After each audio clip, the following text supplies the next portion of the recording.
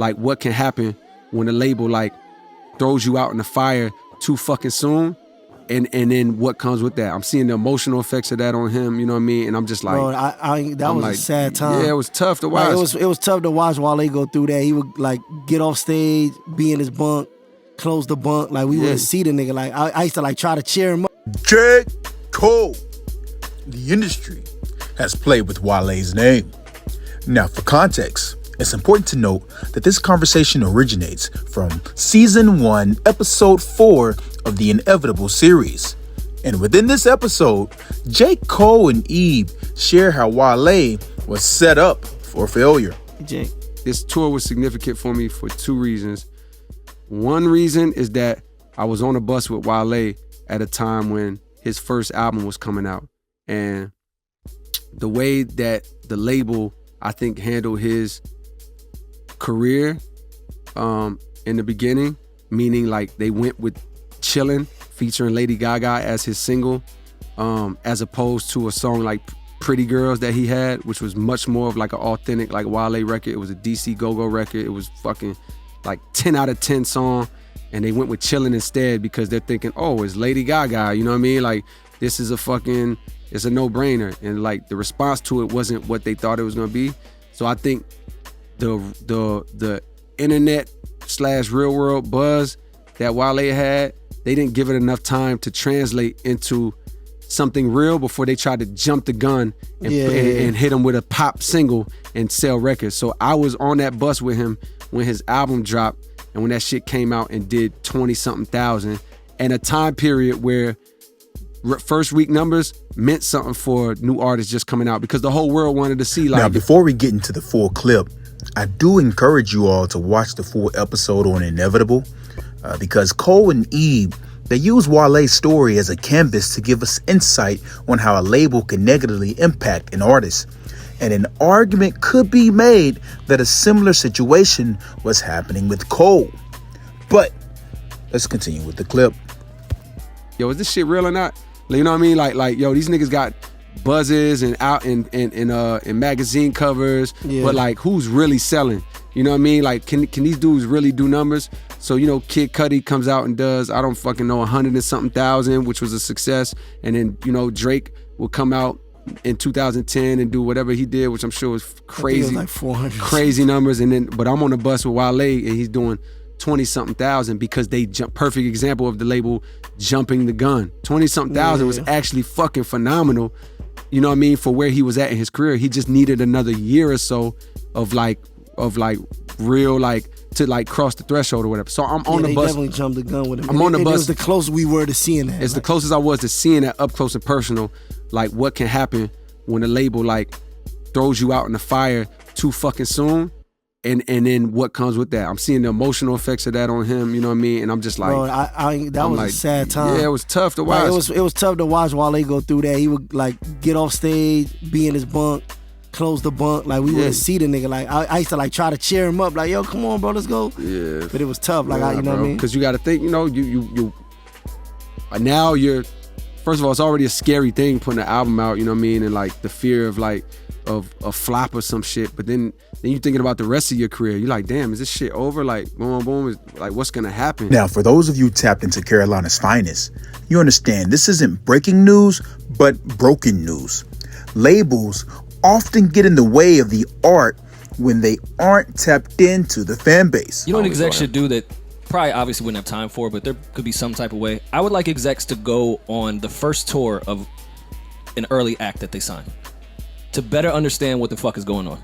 Because I feel like if somebody from rock would have went with Cole on that first Dollar and a Dream joint through all those colleges, they wouldn't have said, yo, go make Mr. Nice Watch. Like, it just makes no sense. Right. You need to understand the audience that they're catering to, and that happens at the shows. Like, don't just go to the Garden show when you're an exec. Fam, go to SOBs. You sign them. Understand their audience. Yeah, it's just, speaking of SOBs, that was one of the first time I think I saw J. Cole, and seeing him last night, just seeing how where he is now. The evolution. It's incredible, man. The hard work and where it leads you.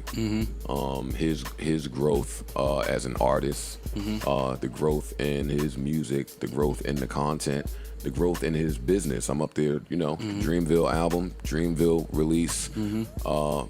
His brand. I just like seeing people learn from other people's mistakes. Like I feel like watching Hove develop Cole, and then now seeing Cole develop others.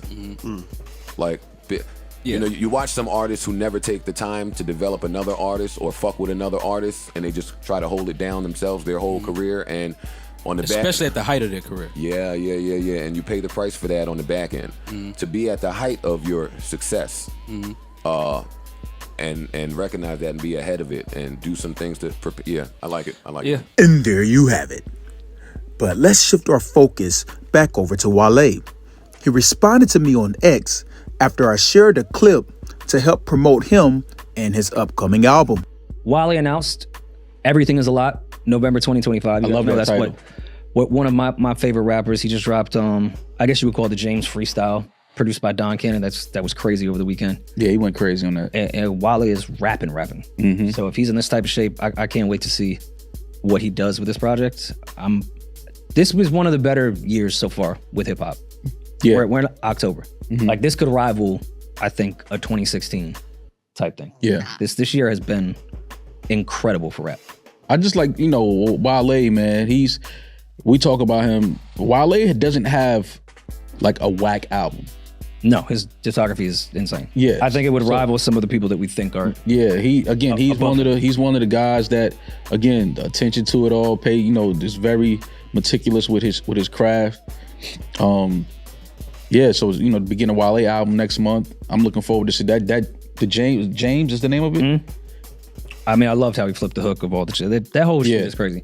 And for the people that tend to critique Wale, I guess the constant stereotype, he sounds bitter. Some of us feel bitter. Some of us like to hear bitter raps. Sometimes I have a bone in my body that's bitter, and I can relate to that and appreciate that type of aggression and anger.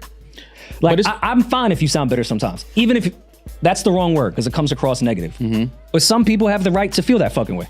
Oh no, and they shouldn't have to curb their feelings because you coming across bitter. All right, I'm bitter. Yeah, but I think with Wale, I think people feel like, why are you bitter? Like, what are you bitter about? What are you upset about? They say he sounds bitter, but never address what he's saying in sounding bitter. Because what he's saying is facts. Yeah. He's never lied about anything. Y'all just are sensitive and feel like it comes across a certain way. It's like, nah, that's how people talk sometimes. Yeah. And people who have been through the fucking ringer and maybe didn't get what they deserved and the looks that other people got, yeah, you would feel the fucking way. And I don't mind that. Because I think all adults are fucking bitter to some degree. At some point, yeah, absolutely. But with Wale, I mean, and I don't think he's bitter. I just know how people perceive him. And I don't think he is. But anger, I understand the rage that Wale feels. I feel the same thing. I mean, I'm not privy to a lot of Wale's business when it comes to, his dealings with his music and stuff like that. But I mean, the quality and the product has always been dope. So, to me, that's all I'm, as a consumer, that's all that matters to me. But I understand, he may have more information about certain things that were done, certain moves that was made behind the scenes that kind of affected him in a negative way or kind of didn't give him the light or the look that, he felt he deserved. But, at this point, I mean, Wale is Wale. Like, he's going to give you a dope album. He's going to be rapping his ass off. He going to have that shit on. Wale, to me, is one of the flyest rappers that we have. Oh, for sure. I mean, as a consumer, listen, man, I support it. I don't know what anybody else is not supporting or why they don't like Wale or why when it became cool to not like Wale. But one thing you ain't gonna say is Wale had a whack album. You're not gonna be able to say never say that. Yeah, you're not gonna be able to say that. Now, I'm curious to hear what some of you may think. Are you looking forward to hearing Wale's upcoming album? Or are you expecting to hear J. Cole as a possible feature? Let me know what you think in the comments. I understand for some of you that may have listened to my previous video, I mentioned that I am expecting J. Cole to release a single as well this month. And again, I want to preference that with that's simply what I was told, right? But I understand how the game goes, right? If it comes out and J. Cole does release, I'm an insider. But if he doesn't, I'm fake news, right? The game is a game. But I'm just doing my best to give you all the information that's given to me in the most authentic and transparent way possible. But that's my video for today. Caleb from Twitter, signing out. Hey, before I get out of here, I wanted to utilize this time just to say thank you to each and every person that chooses to like, subscribe, or even simply just drop a comment on this channel. You all really help this channel get pushed more and more out to the algorithm, so I really appreciate it. One person I want to highlight in particular is Harrison. Harrison Z states, it's crazy how people are trying to rewrite history and paint J. Cole as jealous of Kendrick. That's never lined up with reality. These two have consistently shown mutual respect. They've collaborated, shouted each other out in interviews, gone on to each other's shows, and even supported each other's labels when there had zero obligation to do any of that. Harrison goes on to say, and I still don't understand how Jodeci Freestyle is being spun as a diss. How is saying F your list somehow a shot only at Kendrick and not the other 9 people on that list, including Drake, or the people who made it.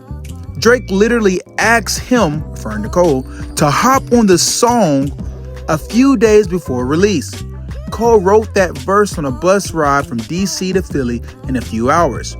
There was no master plan or hidden agenda, just bars. Now, Harrison, first and foremost, thank you for your comment. I always look forward to hearing what you got to say on this channel. And again, you are so spot on. Seeing that narrative come from that odd section of the internet, like if you try to make sense of it, you drive yourself insane because there is no logic there. They simply want to rage bait Cole fans or Drake fans and people who get hype off of that. Like it's weird. But I appreciate your comment and you're so spot on. I can tell you're tapped into Inevitable as well.